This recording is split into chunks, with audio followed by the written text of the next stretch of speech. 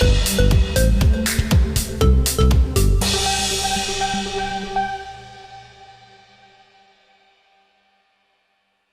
kan juga akan melangkah ke DPR juga. Dan tadi ada sempat sharing juga nggak sih dengan Mas Anang, mungkin sedikit tentang justru tadi Mas Anang pembukaan bicara pengen ngomong serius sama gue karena ada sesuatu yang harus diomongin gue, ada pesan-pesan lah. Jadi Mas rahasia dong, ya, nanti dulu belum juga dilantik. Ya pokoknya banyak pesan lah. Tapi secara ini sudah siap kan Mas ya? Siap, harus siap lah, harus siap. Karena kan juga background gue kan juga emang pendidikan gue sarjana politik UI dan emang backgroundnya politik, jadi cuman kemarin jadi artis cuman selingan doang. Ya, itu ada gebrakan juga Mas Surya nanti begitu. Oh iya dong, nanti kita lihat anggota dewan rambutnya biru tapi kelihatan nyeleneh secara fisik tapi vokal. Oh berarti Tetaplah kalau ngeliat podcast gue kan orangnya gue kan vokal, berani membela orang-orang yang tertindas dan gue tidak akan berubah, bahkan harusnya lebih dari ini. berarti rambut tetap akan biru. Ya, tetap selagi tidak ada undang-undangnya tidak boleh rambut biru ya rambut tetap biru lah. Kadang-kadang bisa biru mewakili partai gue, kadang-kadang mungkin bisa bunglon merah kuning biar semua partai terwakili. Ada nasab tersendiri nggak sih ketika sudah terpilih dan pengen apa salah satu langkah? Gue pengen jadi anggota dewan yang benar-benar kerja jadi anggota dewan. Karena banyak orang yang selama ini kalau di konstituen kecewa karena mereka banyak yang tidak merasa terwakili oleh anggota dewan. Ya. Mereka kayak ada anggota dewan tapi ngerasa nggak punya perwakilan, nggak ada yang. Jadi gue pengen benar-benar ada buat mereka. Jadi gue benar-benar namanya anggota dewan yang bisa menyalurkan aspirasi, tempat ngadu, tempat mereka curhat, keluh kesah, dan ada solusinya. Dan selama ini kan podcast gue udah jadi media buat mereka curhat dan ada solusinya dan gue kerjain. Karena selama ini gue jadi podcaster juga bukan podcast yang nyari AdSense, tapi podcast yang bener-bener malah lebih banyak keluar duitnya daripada dapat duitnya. Orang yang bermasalah gue bantuin sampai kelar masalahnya. Kita kasih solusi lah. Bukan yang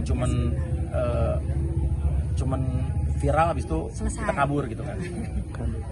Maksudnya melihat beberapa rekan artis kamu yang tidak terpilih akhirnya mungkin ada yang ya stres sampai healing jauh-jauh, kamu sendiri kasih supportnya maksudnya yang teman-teman Tetap semangat lah namanya. Semangat, ya kan masih ada 5 tahun berikutnya. Politik kan ada yang terpilih ada yang tidak terpilih, dan itu kan juga gue bilang bahwa orang selama ini kan memandang sebelah mata ya, artis itu kan bisa apa sih?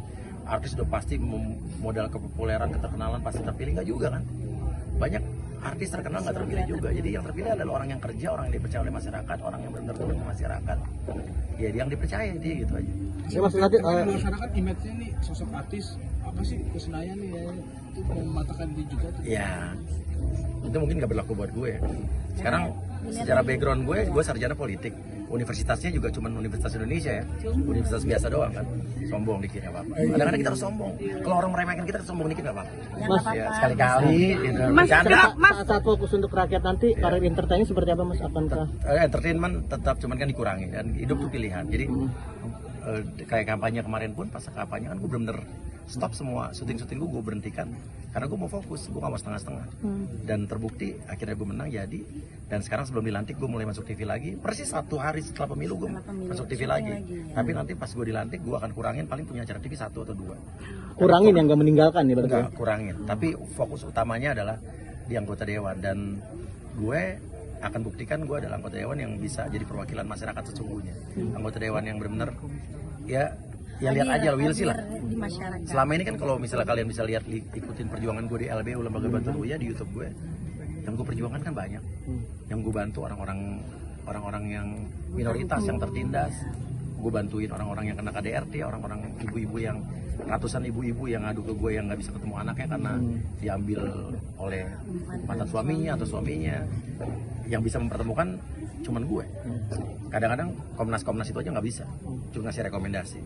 Terus Kementerian PPPA juga gitu-gitu aja. Terus habis itu Mahkamah Agung yang harusnya punya mekanisme untuk mengembalikan anak ke pemilik hak asuhnya juga ya cuma begitu-begitu aja. Dan selama ini gue sebagai pribadi berhasil menjalani itu. Pekerja-pekerja migran yang bermasalah gue pulangkan dengan dana pribadi, sudah puluhan orang. Dan yang bermasalah secara hukum juga gue advokasi. Jadi sebetulnya kalau bisa dibilang tugas anggota DPR udah gue jalani selama 3 tahun terakhir sih. Iya sih, bener. Ya, gue bukannya sombong, emang kenyataannya begitu. Mas, kan katanya tadi kuliah politik juga ya Mas ya. Kenapa baru kepikiran terjun sekarang-sekarang ini? Nggak dikasih terjun politik sama dia. Kenapa Mbak itu? Karena belum waktunya. Karena buat saya, sebutlah saya mungkin lebih sangat idealis gitu. Karena sebelum kita mapan dulu, jangan masuk politik dulu. Kalau kita sudah mapan, anak-anak sudah mapan, baru kita terjun politik supaya ya bisikan-bisikan setan kayak korupsi segala macam itu dapat dihindari. Kalau Iya. kita udah mapan kan, Jadi alhamdulillah. intinya gini, kita masuk ke politik saat gaji kita, penghasilan kita di entertainment atau di bidang usaha kita jauh lebih tinggi berkali-kali lipat dibanding penghasilan kita di DPR gitu aja. Itu cara Jadi untuk supaya nggak korupsi. iya, kurang lebih gitu kan ya, manusia nggak ada yang sempurna ya. Tapi kalau ibaratnya penghasilan kita sudah di atas penghasilan DPR, ya intinya buat apa lagi kita ngambil dari situ. Intinya nih tinggal pengabdian bermanfaat, Buat masyarakat. karena gue percaya saat kita menolong orang lain, anak cucu kita nanti akan ditolong oleh orang lain di suatu saat nanti. Anak-anak saya kuliah di luar negeri, jauh dari sana, makanya kita banyak nolong pekerja migran yang di luar negeri, yang jauh dari keluarga. Jadi kurang lebih gitulah. Kalau mau boleh milih mau komisi berapa kira-kira? Saya sih antara 3 atau 9 atau 1. Satu itu kan luar negeri, intelijen, TNI, Menkominfo, KPI. Ya mungkin kalau nanti biasanya saya dulu dipanggil KPI, nanti KPI yang saya panggil. Keren. Ya, tapi untuk kebenaran. Ya. Terus kalau 9 ketenagakerjaan sama kesehatan, karena concern saya juga di 2 itu. Terus kalau 3 kan hukum, ada Kemenkumham, ada polisi, jaksa, KPK. Dan selama ini kalau dilihat podcast gue, 80% kan isinya itu membela masyarakat yang tertindas diskriminasi secara hukum. Bentar ya.